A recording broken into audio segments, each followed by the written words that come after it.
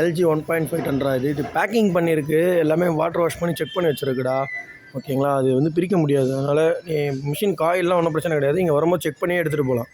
ஓகேங்களா, காயிலில் எந்த ஒரு பிரச்சனையுமே கிடையாது. நல்லா நீட்டாக இருக்கும். அதேமாதிரி வோல்டாஸும் காயில் பக்கா, எந்த ஒரு இதுவுமே இருக்காது. நீட் அண்ட் க்ளீனாக தான் இருக்கும். ப்ளூ ஸ்டார் இருக்குது.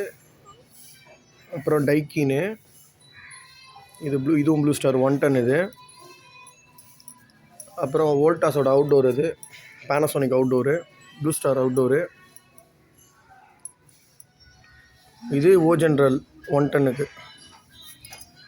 ஹிட்டாச்சி எல்ஜி அவுட்டோர் கீழே இருக்குது.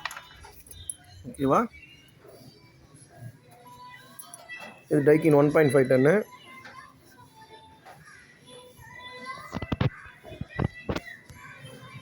இது ஹிட்டாச்சி, இதுவும் ஹிட்டாச்சி. இது மிஷிபிஷி ஓ ஜென்ரலோட செட்டு.